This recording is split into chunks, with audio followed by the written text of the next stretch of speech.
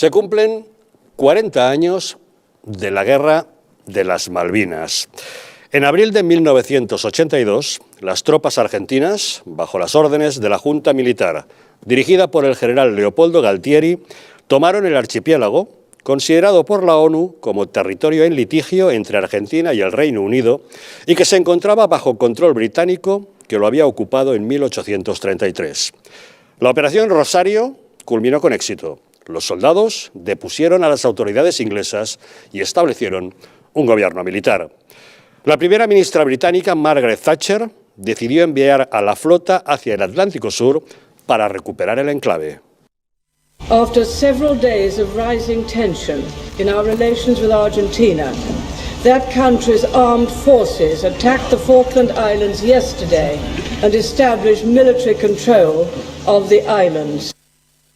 La Royal Navy británica desplazó a la Task Force 317, encabezada por dos portaaviones, el Invincible y el Hermes, dos buques de asalto anfibio, 8 destructores, 15 fragatas, 3 patrulleros, 6 submarinos y 5 buques cazaminas, además de diversas naves de apoyo, de transporte, cargueros, petroleros y remolcadores.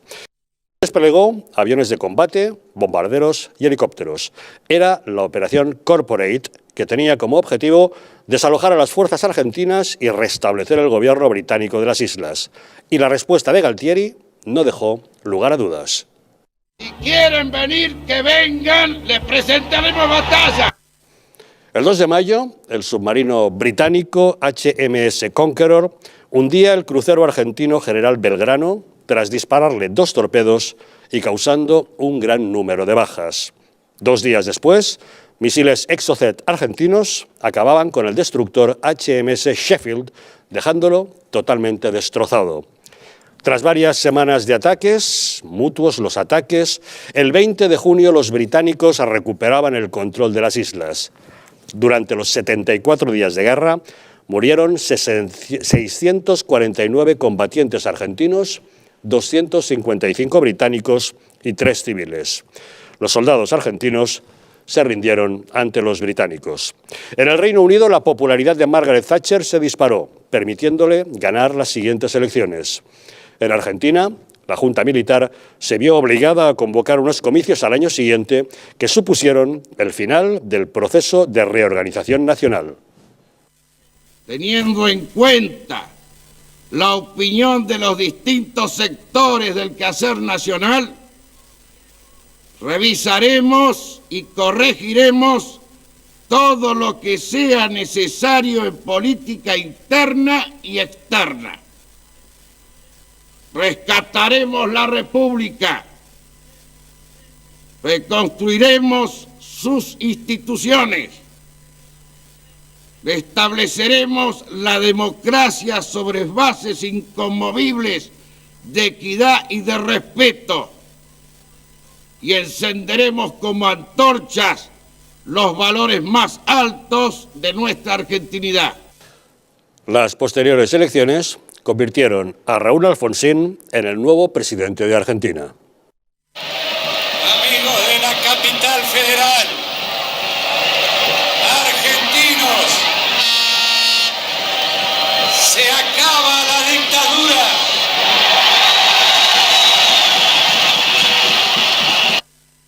Han pasado 40 años. La Guerra de las Malvinas sigue siendo una cicatriz en la piel de los argentinos. El conflicto supuso un cambio en el país. Durante unas semanas, los argentinos vivieron el orgullo de recuperar el suelo patrio. Ahora lloran a sus soldados muertos en esa guerra. Juan José Gómez Centurión es un oficial retirado del ejército argentino. Veterano de la Guerra de las Malvinas, obtuvo la más alta condecoración militar en su país. Ahora se dedica a la política. Fue candidato a presidente en 2019 y a diputado nacional en 2021. Él es el presidente del partido NOS. Señor Gómez Centurión, muy buenas noches. Buenas noches, Javier. Muchas gracias por la invitación. Gracias por acompañarnos. Ahora hablamos por un momento de Malvinas y de lo que ocurrió hace 40 años, pero ¿qué es el partido NOS? ¿Qué tipo de partido es o a qué partido sería equiparable o comparable aquí en España? Bueno, NOS es un partido que nace en el 2019, en las elecciones presidenciales. NOS es la primera palabra del preámbulo de la Constitución argentina. NOS, los representantes del pueblo de la nación argentina. Y como todos nuestros valores están representados en el preámbulo de la Constitución, valores que viene destruyendo la política desde hace mucho tiempo en la Argentina, las dos fuerzas mayoritarias, nosotros tenemos en Argentina dos fuerzas hoy mayoritarias, que no son partidos, sino que son un sistema de coalición y alianza, que es el Frente de Todos, que es el actual gobierno, que es chavismo puro y duro, y la otra que es la alianza Cambiemos, o Juntos por el Cambio, de acuerdo como cambia de nombre, que es un modelo de socialdemocracia que jamás cura los males del chavismo, digamos, ¿no? Entonces, en el 2019 dijimos, arranquemos con un partido político que represente los valores históricos de la Argentina, que hace 40 años que no están representados en la política. Pero usted estaba en Cambiemos, que es la formación que convirtió a Macri en presidente. Estuve en el gobierno, no en política. Nunca me presenté políticamente. Yo fui funcionario público. Yo servía al Estado Nacional, no al partido. Y en el 2019, después de la ley del aborto, las leyes de identidad y género, la toma de 55.000 millones de dólares para gasto corriente y el desastre del gobierno, dije, me voy y en las elecciones presidenciales voy a enfrentar al presidente. Y así lo hice. Ahora volvemos a la actualidad, pero echemos la vista atrás. ¿Qué pasó hace 40 años? ¿Qué supuso para Argentina la Guerra de las Malvinas? Supuso que Argentina, después de mucho tiempo de seguir el cauce diplomático, desde 1833 a 1945, en un sistema de negociación bilateral absolutamente fracasado con Gran Bretaña, y después de 1945 llevando el conflicto a Naciones Unidas y con dos resoluciones de Naciones Unidas muy claras que obligaban a Gran Bretaña, primero, declaraba Malvinas un conflicto colonial.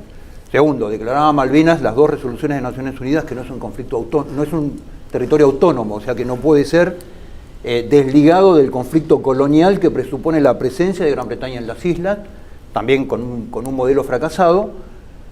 Un año y medio antes de llegar, Inglaterra en Naciones Unidas impuso una vieja doctrina que es la doctrina Eden. Eden fue un viejo político británico, primer ministro, ministro de Relaciones Exteriores y primer representante de Gran Bretaña en Naciones Unidas allá en 1945. El sistema de Naciones Unidas, de alguna manera, es la consecuencia del modelo de Yalta, donde Gran Bretaña es parte de los que ganan la Segunda Guerra Mundial y pierden el imperio, ¿no? Esto es. Entonces a Eden le toca, de alguna manera, desde su gestión diplomática, tratar de paliar este nuevo modelo de Yalta que le imponía a Gran Bretaña descolonizar todos o la mayoría de los territorios extracontinentales que tenía Gran Bretaña. Y Malvinas entraba dentro de esto. La doctrina Eden lo que decía es que había un proceso de prescripción posesiva, que si en determinado tiempo, lapso de tiempo, aquellos que reclamaban un territorio como propio frente a Gran Bretaña no tenían un reclamo efectivo, le hace efectivo, ¿cuál? ¿Mandar una carta? ¿Reclamar en Naciones Unidas? No. Una acción concreta que reclame la soberanía generaba un modelo de prescripción posesiva. Y en 1833, enero de 1833, el 3 de enero se cumplían los 100 años de la recuperación de Malvinas, de la ocupación. De la ocupación de Malvinas por los británicos. Exactamente. 150 años. Era momento de mover ficha. 150 años. Con lo cual, Argentina preparó un plan A, que era un nuevo reclamo diplomático para una reunión en febrero que se realiza con total fracaso en Naciones Unidas, para reclamar a la Gran Bretaña que por primera vez en 150 años se siente a negociar la soberanía, no los vuelos, no la condición de los isleños. Fracasó, y el plan B, que era hacer una acción de diplomacia efectiva, que era la ocupación incruenta de las islas por una fuerza militar y obligar a Gran Bretaña a sentarse a negociar. Y esto que fue lo que pasó el 2 de abril. Con lo cual el 2 de abril en Argentina fue una fiesta porque era 150 años de usurpación, porque además Malvinas pertenece a Argentina por situación geográfica, por situación histórica y por herencia de España. Y las herencias uno tiene la obligación de cuidarlas y de proyectarlas en el tiempo. Argentina, vale, perdió la guerra, pero los argentinos durante 74 días se sintieron orgullosos de defender el territorio patrio. Permíteme, Javier, perdió una batalla. Bien. No.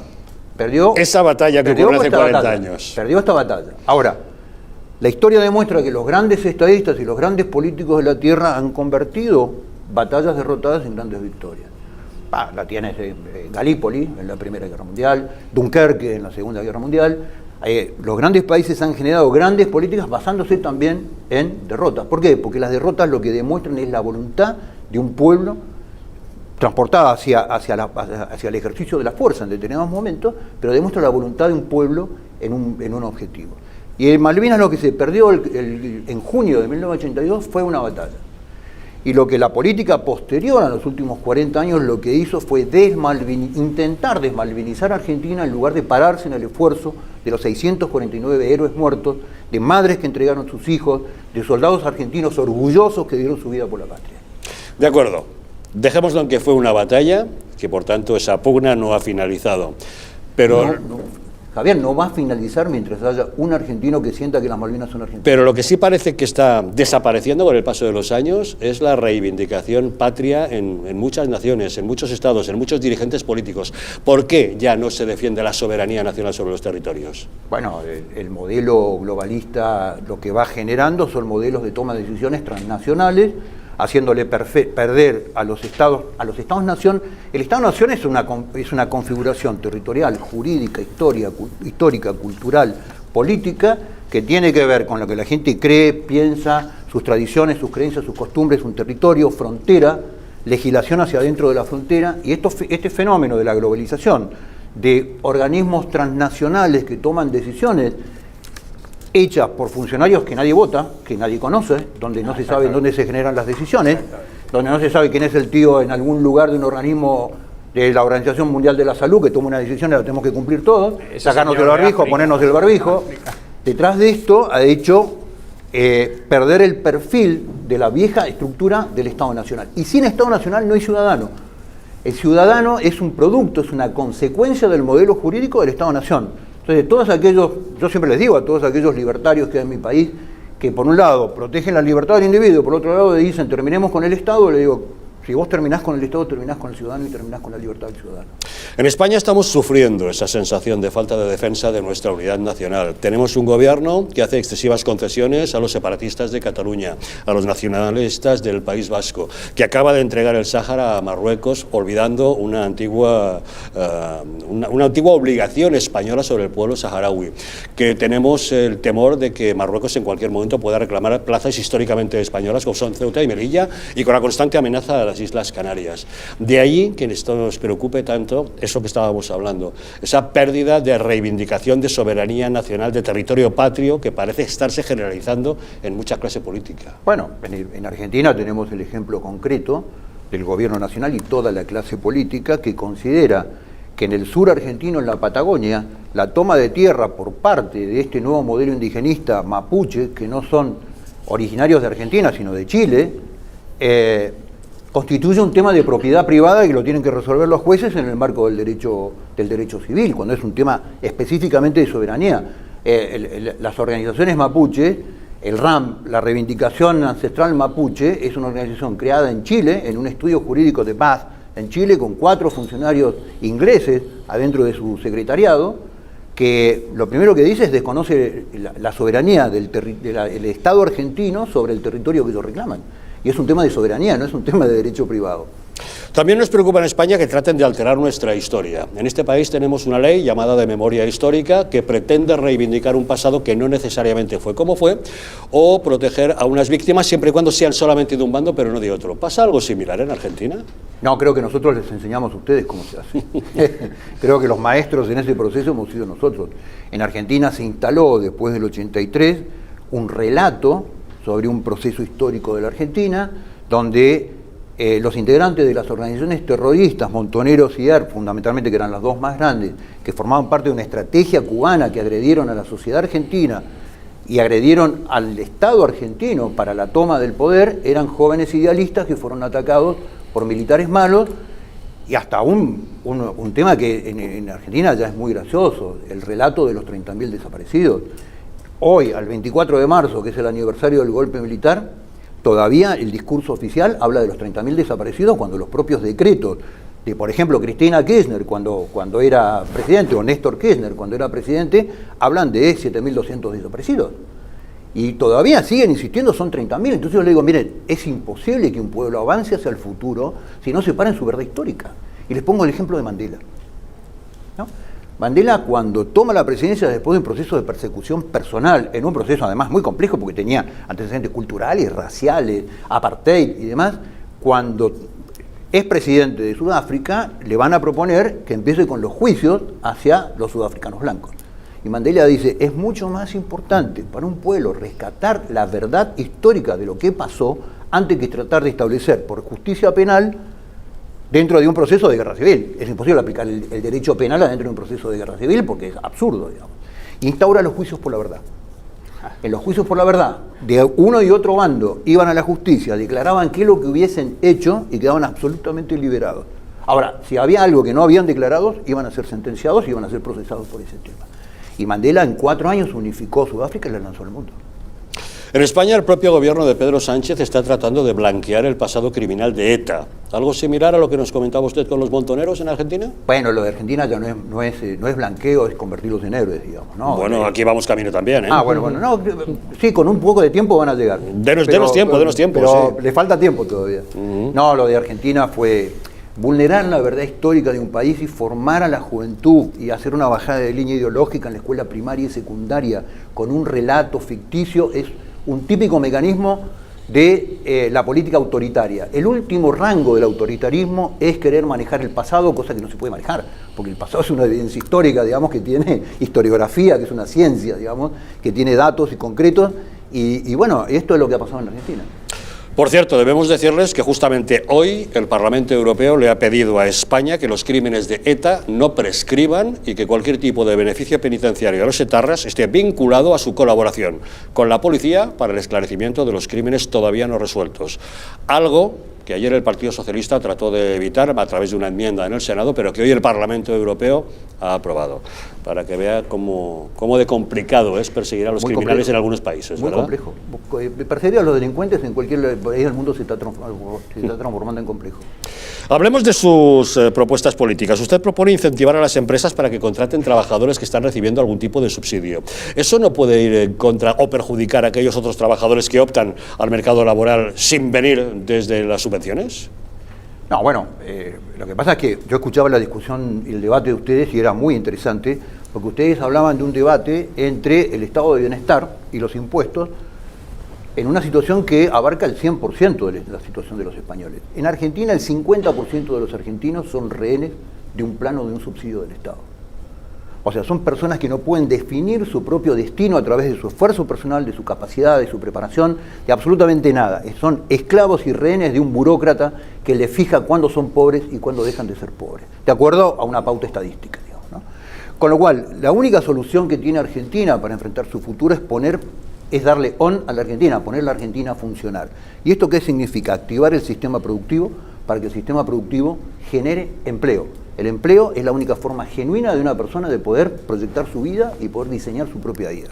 El empleo es salario, el salario es previsión social, el salario es consumo, es mayor nivel de producción. Pero esto es tan grave en la Argentina que en la Argentina no es que hay desempleados.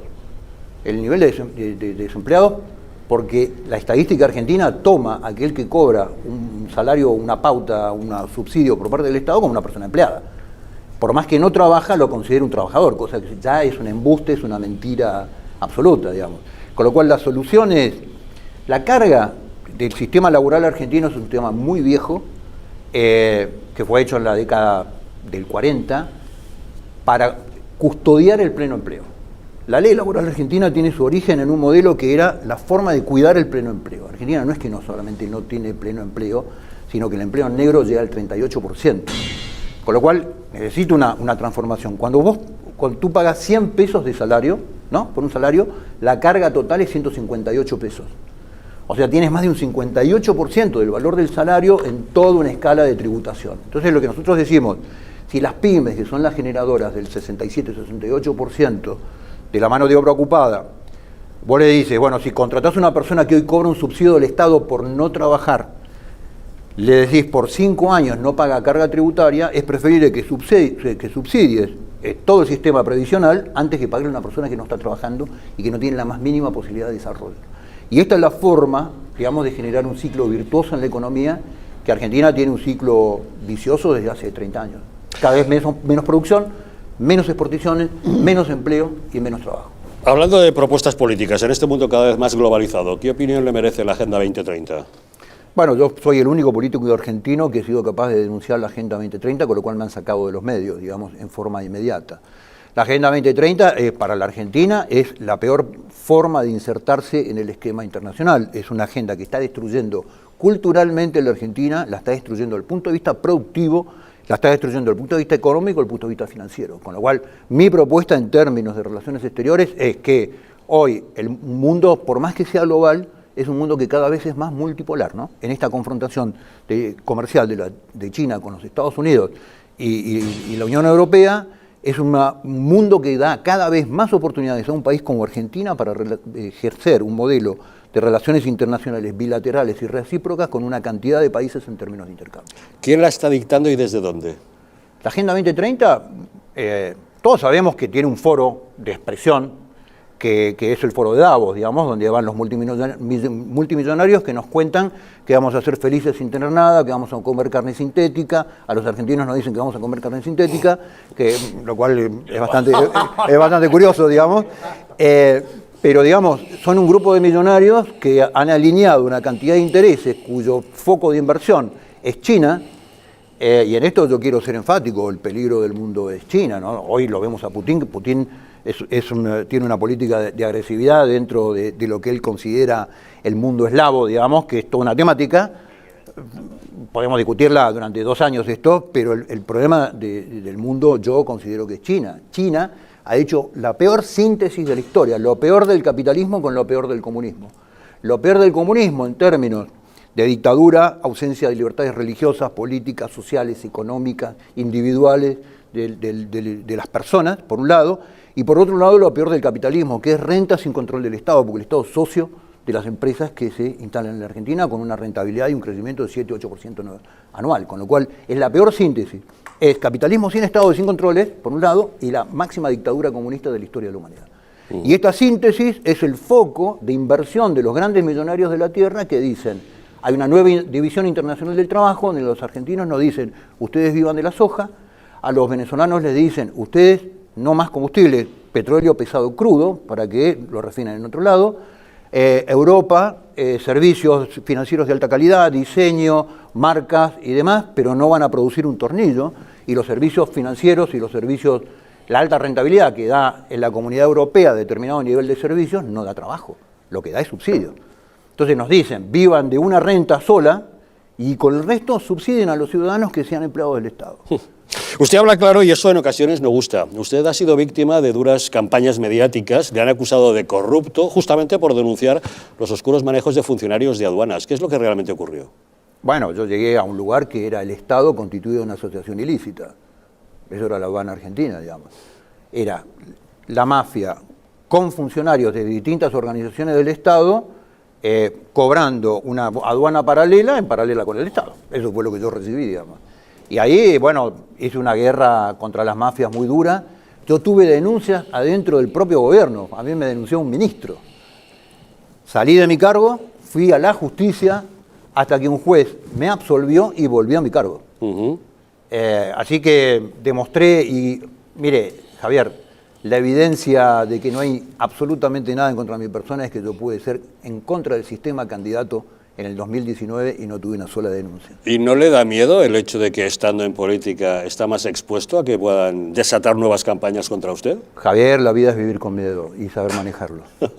¿Qué opinión le merece la política de España? Bueno, yo me quedé con una pregunta que vos me hiciste y no te la contesté. Bueno, además de venir a conversar acá sobre la guerra de Malvinas y venir a contar los 40 años de Malvinas, vine con una serie de contactos con el único partido con el que nosotros nos identificamos. Es cierto, no me contestó. ¿Cuál es su partido, su contraparte en España de lo que sea? Claro, no, todavía nos falta mucho para ser contraparte, pero es Vox. Nosotros Vox. Nos identificamos. ¿Va usted a mantener encuentros con Santiago Abascal? Espero que sí. Bueno, Santiago estaba con una agenda muy complicada, pero en el día de ayer, con el bloque de diputados de defensa de Vox, fui al Congreso, estuvimos conversando sobre la situación mundial, regional, y tenemos una serie de intercambios, y es el único partido político en España con el cual nosotros nos sentimos desde su propuesta soberanista, desde su propuesta de valores, desde su propuesta patriótica, de su propuesta del sentido común en la vida del ciudadano y la defensa del ciudadano común, nos sentimos muy identificados. ¿Sabe usted que toda la izquierda española pretende establecer un cordón sanitario, es decir,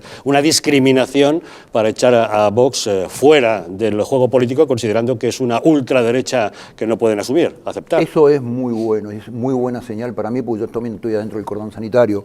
Ahora, jamás he podido escuchar una buena explicación de por qué Vox es una propuesta extrema en España. No es violenta, no genera violencia, está dentro del sistema y se rige por las pautas republicanas, con lo cual no entiendo por qué es extrema. Es el mismo castigo que yo sufrí en Argentina. Sin embargo, nuestro gobierno de Pedro Sánchez pacta con separatistas que quieren romper la unidad nacional, con proetarras, que son los albaceas del terrorismo de ETA de hace unos años, con populistas que propugnan un comunismo trasnochado, y nadie parece interesado en hacer cordones sanitarios porque no les consideran extremos. Curioso. Sí, claro. Es el tema del pensamiento único, el modelo globalista del pensamiento único. ¿Cómo interpreta, digamos, un poco en estos últimos tiempos y las últimas votaciones que se han realizado en países iberoamericanos la tendencia a votar y a encumbrar a partidos de izquierda y extrema izquierda en países latinos? Bueno, yo creo que el modelo globalista tiene un modelo para cada región geográfica de acuerdo a determinadas pautas, ¿no? En Latinoamérica está todavía destinada a esa asociación ilícita que es el Foro de San Pablo, donde todos los presidentes terminaron procesados por corruptos, ¿no? El Foro de San Pablo ahora lo va a hacer volver, está intentando hacerlo volver a Lula. Perú es un país que tiene una situación que está muy compleja. Chile, ahora con el nuevo BRIC, va a entrar en una situación muy compleja. Argentina viene compleja desde hace muchísimo tiempo. Y este es el modelo para Latinoamérica de socialismo del siglo XXI. Y eso es lo que viene seteado, viene promovido desde afuera hacia la Argentina. Fíjate que en Argentina el Partido Socialdemócrata está tratado de derecha, digamos. Con lo cual, a mí no saben cómo tratarme, digamos, pero no encuentran calificativos, digamos. Yo estoy afuera del diccionario político en la Argentina. Pero el modelo que está impuesto, el modelo de control, el modelo de división internacional del trabajo, el modelo de división política en el mundo es para Latinoamérica, socialismo del siglo XXI, que es esto, un gran Estado, que es un Estado no benefactor, sino es un Estado que subordina al ciudadano, elimina los derechos individuales, avanza sistemáticamente a través de la educación, a través del modelo. En Argentina no solamente hay un instituto contra la discriminación, que es el INADI, además de eso hay una policía del pensamiento, porque todo pensamiento discriminativo en el fondo tiene una conducta de odio. O sea, ya estamos entrando en el modelo del derecho subjetivo. O sea, el derecho penal no es lo que vos podés probar, es lo que vos crees que pasa en la cabeza del otro. Bueno, aquí Irene Montero quiere instalar algo parecido en las empresas, ¿no? Controladores de las miradas lascivas de los compañeros, pero bueno, José. Sí, buenas. Pues nada, encantado de escucharle. La verdad es que es muy interesante y nada, yo vengo aquí como presidente de una asociación, se llama Europeístas, y lo que pretendemos un poco es, desde un pensamiento crítico, fortalecer o avanzar en esa idea de construcción europea que creemos que es buena porque aunque las naciones, los estados-nación, también pensamos que son importantes, un poco en la línea que usted ha dicho, porque los ciudadanos están dentro de naciones y creemos que es una manera de cómo organizarse, ¿no? Ya puedes hablar de federalismo, de un montón de cosas, ¿no? Estamos abiertos a un debate constructivo, pero creemos que estar unidos y ser capaces de interrelacionarnos económicamente, culturalmente, etcétera, es provechoso. Y además, también no solamente tenemos una mirada hacia, en este caso, el este, sino también hacia el oeste, con lo que es América, en general, el continente americano, porque creemos que España tiene una posición privilegiada para ser puente entre dos culturas que, si bien son muy parecidas, porque en el proceso de colonización de lo que es América, pues Europa ha tenido un gran protagonismo, eso es innegable. Creemos que España pues puede hacer muy bien de nexo, porque comprendemos muy bien también, sobre todo, lo que es Centroamérica y Sudamérica, ¿no? Entonces le quería preguntar, ¿cómo ve usted esta pretensión nuestra, ¿no?, de acercar, tender puentes, Mercosur, la Unión Europea, generar puentes, sobre todo económicos, ahora que ha dicho lo de China, que yo también comparto su opinión, que tiene una manera muy agresiva de comportarse en todos los terrenos, pero sobre todo en algo que conozco muy bien, que es, por ejemplo, la cooperación, cómo a través de la cooperación al desarrollo intentan introducirse en empresas suyas, intentar hacer contratos o intercambios beneficiosos para ellos en materias primas, etcétera, etcétera. Entonces, la pregunta, perdone que me he enrollado un poco, ¿cómo ve usted el papel de España en ese aspecto, en ese tender lazos, en la construcción de esos puentes atlánticos? Bueno, muy interesante tu propuesta, y yo voy a dar mi opinión, y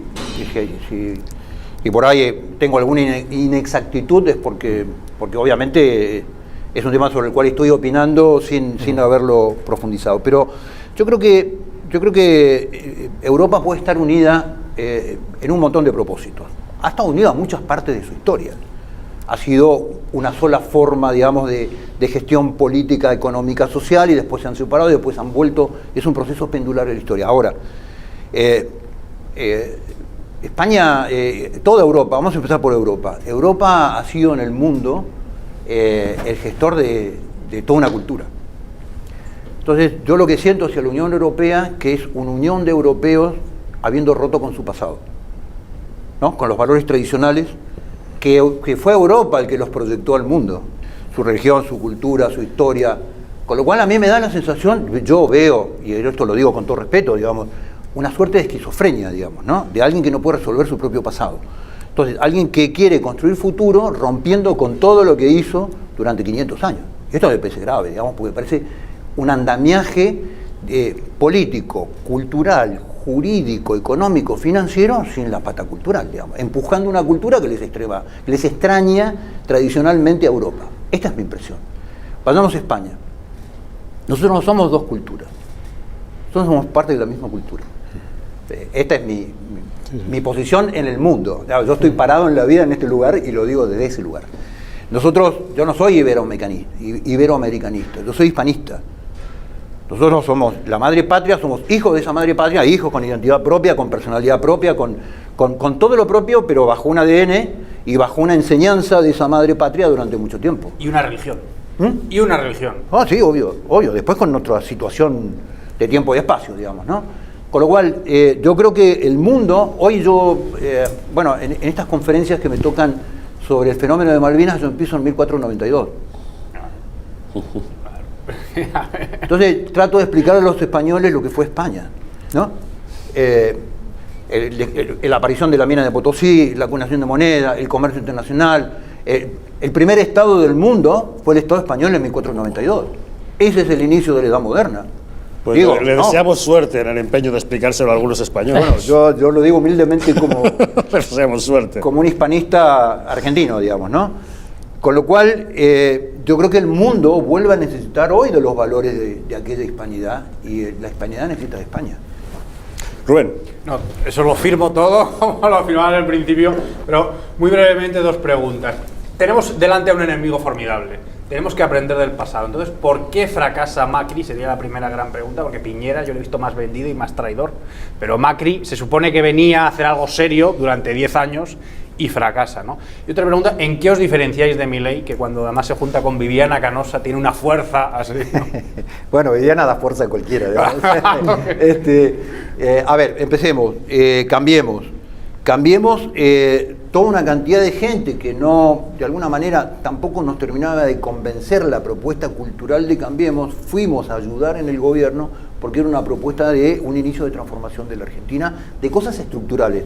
Por lo menos empecemos por lo físico y en algún momento dado nos vamos a poner de acuerdo, digamos, en cuál es el proyecto cultural. Y en eso, no solamente que fracasó, sino que mostró que no tenía la intención de hacerlo. Lo que intentó hacer el gobierno de Macri es surfear la ola, creyendo que en el desastre y en la catástrofe argentina un gobierno puede transitar por el gobierno sin hacer transformaciones. Y le va a pasar al próximo gobierno si no hace transformaciones, y le va a pasar al próximo. Fíjate, en el año 94, en la reforma de la Constitución antigua argentina era un mandato de 6 años, ¿no? Se hace la reforma de la Constitución y se baja el mandato a 4 años reelegible. ¿Por qué? Porque los presidentes no duraban 6 años. Ahora los presidentes no duran 2 años. Al segundo año llegan arrastrándose sobre los codos para terminar su mandato. Entonces, cualquier gobierno que promete una transformación y lo haga, va a tener absoluto éxito en la Argentina. Cualquier gobierno que proponga una transformación y no haga el menor síntoma de transformación, lo que va a tener es una catástrofe política, que fue lo que le pasó a Macri. ¿Qué me diferencia de Javier? Yo soy, bueno, en principio con Javier tenemos muchos puntos de identidad. Yo lo apoyé este año cuando Javier fue candidato en la ciudad de Buenos Aires, que la ciudad de Buenos Aires es el distrito de 2 millones de votantes. Lo apoyé abiertamente, hubo candidatos en las listas de Javier que fueron míos, de mi partido. Y yo creo que es una bocanada de aire fresco en la política, porque es una persona absolutamente auténtica en lo que dice. Se lo cree, además. Sí, claro. No lo parece. Es una persona íntegra, que no es menor, y es una buena persona que en la política argentina es como rara avis, ¿no? Con lo cual tiene 3 características bastante diferenciables. Por un lado, ¿en qué nos diferenciamos en la propuesta o por qué tendríamos que empezar a trabajar? Que estamos trabajando mucho en eso. Javier tiene una crítica al socialismo del siglo XXI fundamentalmente basada en la teoría económica, en la libertad de mercado. Y eso yo también lo suscribo. Pero digo, además de eso, no solamente somos individuos que hacemos intercambio de relaciones económicas, tenemos intercambio de relaciones morales, sociales, culturales, de carácter religioso, con lo cual nuestra confrontación con el sistema es más de nivel cultural y es una batalla cultural, y por ahí Javier lo que hace fundamentalmente el foco es en el punto de vista político, en el punto de vista económico, que además es un especialista en economía. Le damos la bienvenida a España, le deseamos éxito con sus contactos y le agradecemos mucho que nos haya acompañado. Don Juan José Gómez Centurión, presidente de NOS, defensor de una opción política para Argentina, excombatiente en Malvinas e hispanista. Muchas gracias por haber estado hoy en Los Intocables. Muchas gracias.